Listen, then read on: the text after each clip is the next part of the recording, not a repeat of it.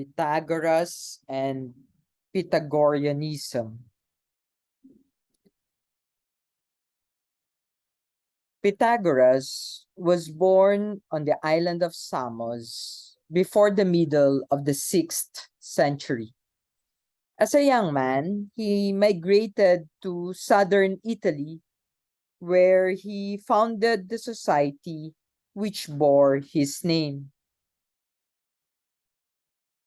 Because Pythagoras is often discussed after we have looked into the Milesians, it's all important to understand how he's different from his Milesian counterparts. Pythagoras founded, in effect, a cult society with religious taboos.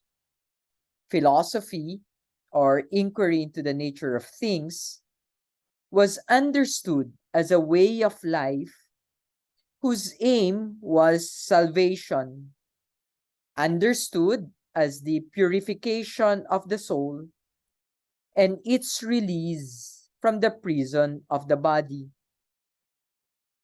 There was nothing of this in the Milesians, who were motivated by pure curiosity, not desire for salvation, and whose work is distinguished by its uncompromising naturalism. The understanding of philosophy as somehow religious is uniquely Pythagorean. The religious impulse of Pythagoreanism led to the doctrine that the soul is immortal, that it understood the transmigration of souls, or a certain form of reincarnation in various forms of animal life, and therefore of the claim that all life is akin. A claim that found practical expression in their abstention from meat, or in their being vegetarians. Salvation, release from the will of rebirth, was to be attained by coming to understand the beauty and the order of the cosmos, especially as shown in the circles of the heaven. A topic which will be made more clear in Plato, but is better delegated to cosmology.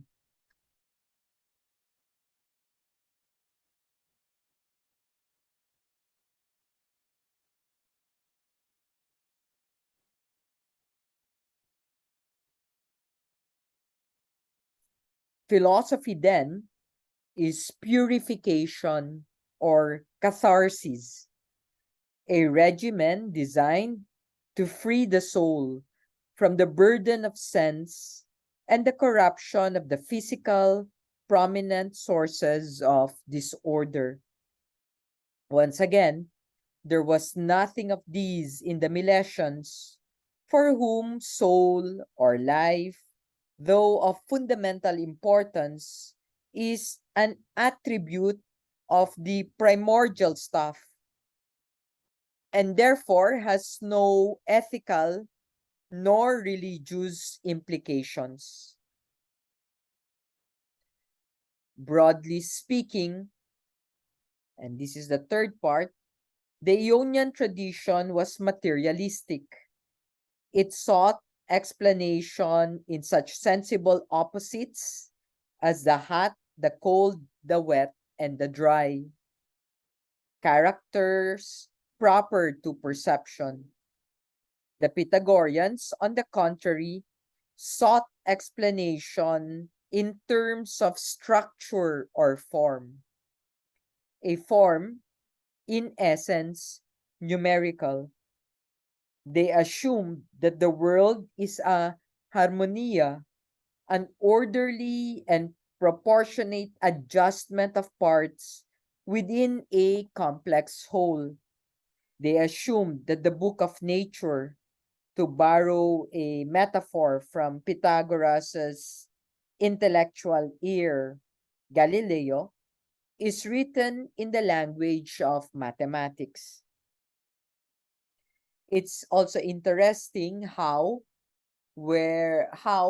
the Ionians or Milesians focus on matter, and here we have Pythagoras focusing on the form, which is part of the four causes of Aristotle. Let's look at some of the things that is the concern of Pythagorean tradition. Attempts to reconstruct the history of early Pythagoreanism are difficult because of the absence of early documents, a difficulty that was already encountered even by Aristotle and Theophrastus. The Pythagoreans published very little, partly because the school was so tightly knit that oral teaching was sufficient, partly also because of its character as a cult society with an emphasis on secrecy. As one ancient testimonium remarks, their silence was of no ordinary kind. Also, the tradition of the school attributed all discoveries to the founder, which often makes it difficult to decide what is a primitive feature of their thought and what is not. Still, some things may be ascribed to Pythagoras himself with a high degree of probability. One of the things worth considering is the claim that things are numbers. It was universally attested by the ancients that Pythagoras was the author of the doctrine that numbers are the real nature of things. The meaning of this dark saying was obscure even to Aristotle, and scholars have reached no agreement on its interpretation. The doctrine appears to have been suggested by a discovery in music. Pythagoras, experimenting perhaps with a monochord and a movable bridge, found that the perfect consonances which form the basis of musical scales, the fourth, the fifth, and the octave, could be expressed as ratios of the least whole number. The octave is 2:1. The fifth, 3:2. The fourth, 4:3. The welter and chaos of sound, then, is reduced to the beauty and order of music by the introduction of arithmetical proposition.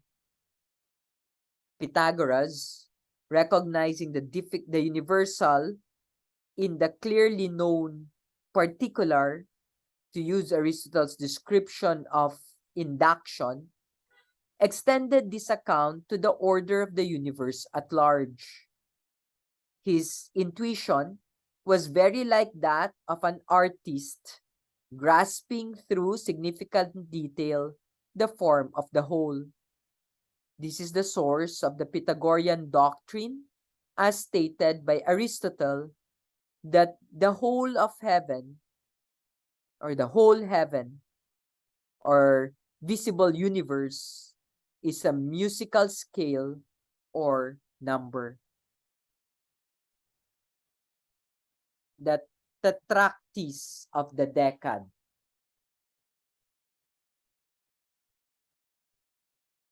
For the Pythagoreans, 10 was, according to Aristotle, the whole nature of number, presumably because it formed the base of the Pythagorean as well as our own arithmetic. It is also the sum of 1, 2, 3, and 4. The numbers which occur in the ratio of the perfect consonances, according to Aristotle, 10 contains all the consonances. The Tetractys of the Decad was a symbol of great significance, and like other such symbols, capable of many interpretations. Notice that it contains 10 units, ranked in 4 rows, with the rows, from whatever angle approached, containing progressively 1, 2, 3, and 4 units. Also, the symbol is an equilateral triangle, the simplest plane figure. It contains both points and lines, and seen from above, it is a pyramid, the simplest form of solid figure. Other than the Tetractys, the mathematical discoveries also demonstrate the Pythagoreans. The Pythagorean school, in a period of 200 years, whether it is akusmatikoi, which is the religious sect, or the mathematikoi, which is the mathematical sect, helped to lay the foundations of mathematics as we know it today, inaugurating a tradition that ranks with the poetry of Aeschylus and the philosophy of Plato as among the greatest intellectual contributions of Greece to civilization. Pythagoras found geometry, a system of land measurement used in Egypt, not unlike the practical rules of thumb used by carpenters today. He transformed it by making it abstract. He was probably the first man in history to establish theorems by demonstration and to undertake the systematic development of geometry as a science. The ideals of science he founded, ideals of simplicity, economy, and rigor, were to influence every facet of Greek art and Greek thought. It may be that he himself discovered and demonstrated the so-called Pythagorean theorem, at least for the isosceles right triangle, that the square of the hypotenuse of a right triangle is equal to the sum of the squares of its sides, and its corollary, the incommensurability of the diagonal with its sides. To discover that corollary was to discover the existence of incommensurability and irrational ratio, a triumph of mathematical imagination. In addition, Pythagoras probably refined current arithmetical symbolism and invented the gnomon. The gnomon representation of numbers. The gnomon literally was a carpenter's square. By application of successive gnomons with 1 as base, one could generate all odd numbers. And with 2 as base, all even numbers would follow. In that sense, then, if I put 1, 2, 3, 1, 2, 3, 4, 5, 1, 2, 3, 4, 5, 6, 7, then you understand why 1 will eventually lead to odd numbers. Well, when it's 2, 1, 2, 3, 4, 1, 2, 3, 4, 5, 6, 1, 2, 3, 4, 5, 6, 7, 8, and lastly 5, 4, 5, 6, 7, 8, 9, 10. There. Obviously, you see that 1 will eventually give you a square. The other one, odd, even, 2, will lead you to a rectangle. This will lead you further to the table of opposites.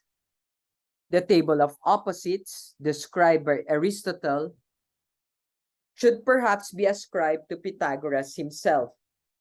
It is as follows: limit, unlimited, odd, even, one, many, right, left, male, female, rest, motion, straight, curved, light, dark, good, bad, square, oblong. There are 10 opposites whose relations are best understood through the gnomon representation of numbers. 1 generates odd, 2 is many, and generates even. The gnomon shapes of odd numbers are square, or even numbers oblong. Since the ratio of side to side is odd numbers is always 1:1, the odd is limited. The ratio of side to side is even numbers is continually different. 2:3, 3:4, 4:5, and so on, so that the even is unlimited. Since the ratio in odd numbers is always the same, odd is correlated with rest. Since in even numbers it's always different, even is correlated with motion. The same consideration explains straight and curved, good or bad, right or left, male or female, and light or dark. These are evaluative terms, respectively associated with limit and unlimited. The table of opposites then is a unity. It provides the categories in terms of which the Pythagoreans understood the world, and therefore something that we should pay attention to, how they were able to arrive at one versus the other. Lastly, Aristotle's testimony tends to indicate that Pythagoreanism was very dualistic, containing as primitive principles both limit and unlimited. If true, this is obviously in sharp contrast to the Milesians, who were, as we all know by now, monists. If you like this content, please like, subscribe, and share the YouTube channel Samo't sa Simula. This is again from Greek Philosophy, Thales to Aristotle, edited by Reginald Allen. And I encourage you to read the entry on the Pre-Socratic Reader by Patricia Curd. Thank you very much for listening.